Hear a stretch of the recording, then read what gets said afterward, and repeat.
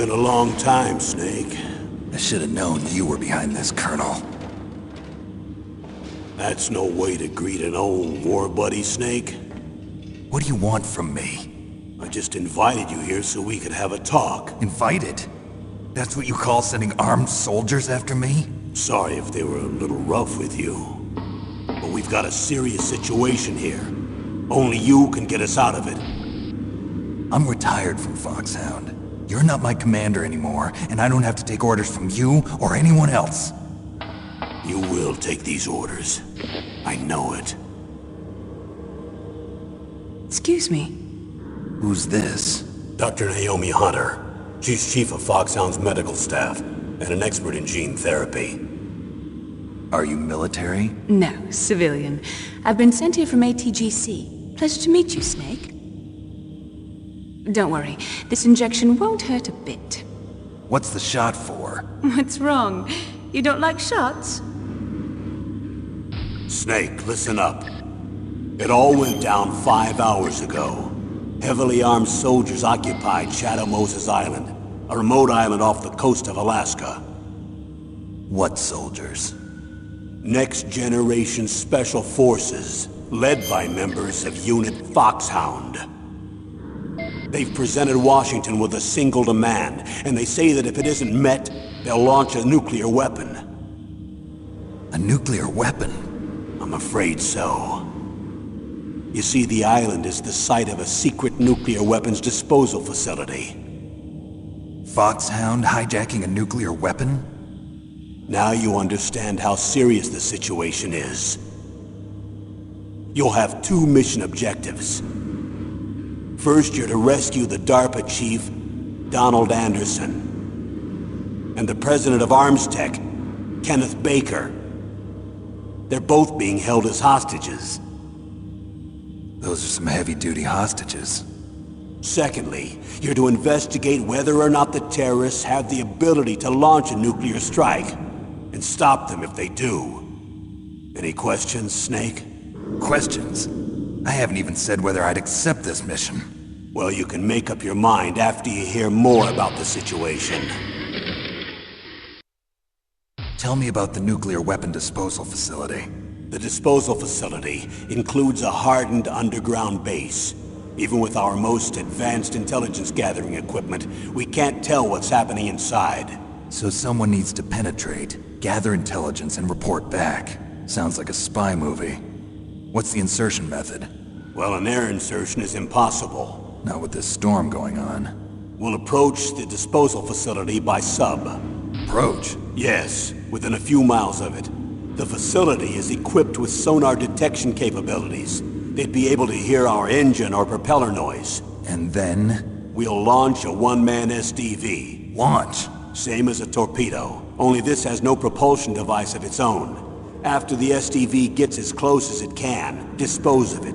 From there on, you'll have to swim. You want me to swim in sub-zero Alaskan water? Don't worry. That suit represents the latest advances in polythermal technology. The nuclear weapons disposal facility covers the whole island.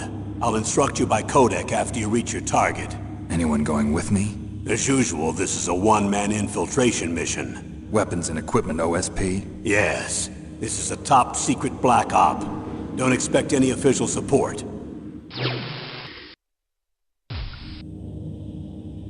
The chief of DARPA and the president of an arms manufacturing company.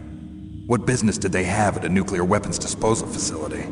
The truth is that secret exercises were being conducted at the time the terrorist group attacked. Must be extremely important exercises if those two were directly involved. Were they testing some kind of new advanced weapon? I'm not privy to that information. Do we know exactly where they're being held? The DARPA chief has also been injected with a mini-transmitter. As you get closer, you should be able to pick up his location on your radar. Do they really have the ability to launch a nuclear missile? They say they do. They even gave us the serial number of the warhead they plan to use. Was the number confirmed? I'm afraid so. At the very least, they've got their hands on a real nuclear warhead. Isn't there some kind of safety device to prevent this type of terrorism? Yes. Every missile and warhead in our arsenal is equipped with a PAL, which uses a discrete detonation code. PAL. Permissive Action Link. The safety control system built into all nuclear weapons systems. But even so, we can't rest easy. Why not? Because the DARPA chief knows the detonation code. But even if they have a nuclear warhead, it must have been removed from its missile. All the missiles on these disposal sites are supposed to be dismantled. It's not that easy to get your hands on an ICBM. That used to be true. But since the end of the Cold War, you can get anything if you have enough money and the right connections. So what exactly are they demanding? A person's remains. Remains? That's right. To be more accurate, cell specimens which contain the individual's genomic information. Cell specimens? Why would they want that? The terrorists need them. You see, these next-generation special forces have been strengthened through gene therapy. Strengthened? You've heard of the Human Genome Project. They've been mapping the human genome, and they're nearly finished. Following up on this research, the military has been working towards identifying those genes which are responsible for making effective soldiers. There are genes that do that? Yes. And using gene therapy, they're able to transplant those genes into regular soldiers. Gene therapy? I'll explain this part. With gene therapy, we can remove those genes which we know may lead to sickness or disease, and at the same time splice in genes with beneficial effects, such as resistance to cancer, for example. In other words, we can overcome all sorts of genetic diseases, and at the same time add genetic characteristics as desired. Okay. And so if you knew what genes were responsible for making the perfect soldier, you could implant them in the same way, right? Yes, we could. But it all depends on being able to isolate and identify those soldier genes. And in order to do that, it's helpful if you can study the genomic information of one of the greatest soldiers ever. One of the greatest soldiers ever? The man they call the greatest warrior of the 20th century. You don't mean Big Boss. That's right. We've been working feverishly to identify the genes responsible for his incredible combat skill. So far, we've discovered about 60 of the so-called soldier genes. So his body was recovered after all. Yes, and his cells have remained frozen in a cryo chamber. His genomic information is a priceless treasure to mankind. Priceless to the military, perhaps. His body was burned severely, but it was possible to restore his DNA profile from just a single strand of his hair. You people are amazing. And then you're gonna transplant those genes into soldiers? Yes. We'll use a process that I discovered called gene targeting. The strongest soldiers don't become what they are by acquiring their skills through training or experience.